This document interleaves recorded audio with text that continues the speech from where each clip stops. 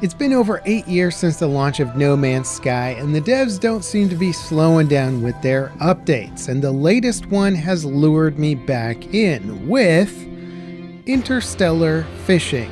That's right, how many games let you travel to thousands of solar systems, millions of planets with tons of unique worlds, and then fish for the things that live in their oceans? Oddly, this has become one of the more appealing features of the game for me. Let's check it out. So this update dropped just a few days back and it's called Aquarius. It could be considered more of a minor update if you compare it to some of the massive expansions that the game has gotten, like VR support, mech suits, brand new planetary generation, and so on and so forth. But a lot of those major updates also felt like they were trying to complete the game's original vision. While this update just feels like the devs are doing something because it's cool and fun to do, and they might also be testing features for their Light No Fire game, which is coming out at some point. And oddly, this obscure little update for the game has brought a surprising amount of personality into the experience. No Man's Sky has always been a game that I've been extremely impressed with, but I had to concede that it wasn't quite for me. It always felt like a very large and very shallow sandbox to some degree, although the depth of that admittedly has gotten deeper and deeper as they update and improve the game.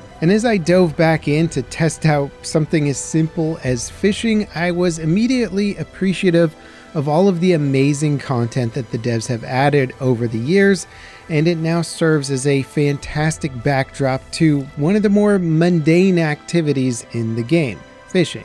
I started a new save and began my journey with the latest expedition, which is also named Aquarius. The goal is simple: traverse the universe on a somewhat guided tour, visiting prime fishing destinations on beautiful and exotic planets. Expeditions are like the game's seasonal content, with their own progression that acts as both a reset for old players and a good entry point for new players. They basically walk you through the entire game from start to finish, teaching you the core mechanics with an emphasis on the new content. And so far I've played through the first couple of chapters of Aquarius, and I am in awe of how much this game has improved. The expedition starts off with pretty much how a regular save begins, stranded on a planet with a broken down ship that you repair by progressing through starter tutorials. And the twist with expeditions is that you now have milestones that you can complete, like crafting a fishing bow or a skiff. Completing these milestones rewards you with upgrades to your exosuit and ship that help further your expedition progress. It more or less gives you one of those blinking arrows to follow through the endless universe, making sure that you see all the cool stuff, and it provides you some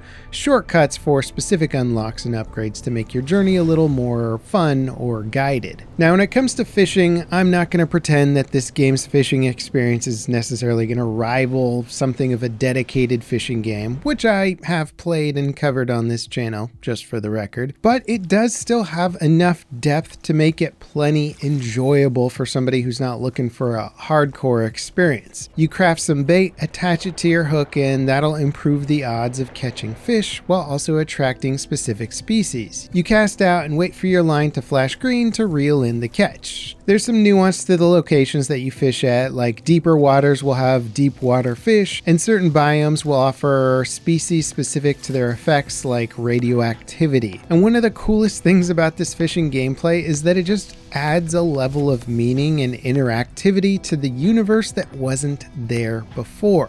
For 8 years, No Man's Sky players have been standing at the edges of lakes, massive oceans, or building their bases on their own private islands, just unable to catch fish or really do anything related to the water at all. And some planets were even covered mostly with water, which meant there was mostly nothing you could do on the majority of that planet. So fishing, while seeming kind of minor compared to some of those other massive updates, it makes the world feel that much more alive and interactive. You used to have to imagine that there was all kinds of exotic life below the surface of the water.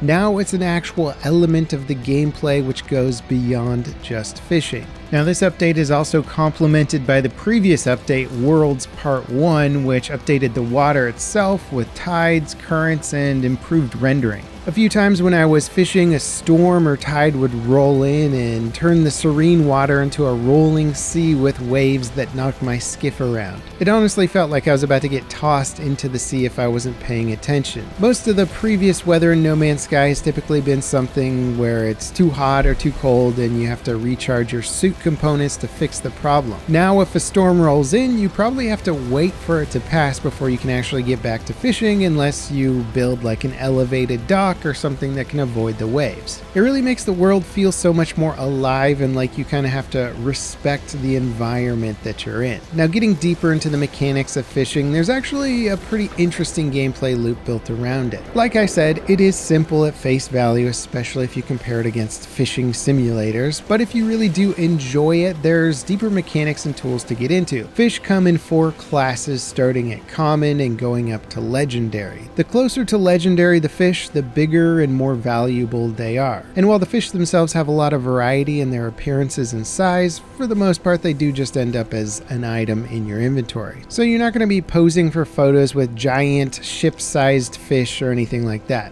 But that would actually be pretty darn cool if that could be added into the game. And once you get some good bait, you can actually start pulling in fish that sell for a ton of credits. You can also cook them and discover new recipes that use fish as ingredients. Now you're able to craft these new skiffs and they will deploy like pretty much any other vehicle, and they float on the open sea and they're good for getting into the deeper waters for catching those fish. You can move it by calling it to a new spot and it slowly floats to that location. I do wish that you had the ability to row or had a motor on it or something where you can control it. That would be a nice upgrade. Maybe it's planned for the future. Now interestingly, most games just have fishing being exclusively tied to your fishing pole and lure and bait and all that stuff. But once you actually start progressing with this, you can make some automated fishing traps. Outside of the Aquarius expedition, you can get the blueprint for this device at the Anomaly Construction Research Station for 1 salvage data. And once constructed, you can place them in the water and they'll automatically catch up to 4 fish before needing to be emptied. And it seems like you could build a trading empire with these bad boys. Unfortunately, they can't use bait like the fishing rig on your multi-tool, so they'll mostly be reeling in common fish.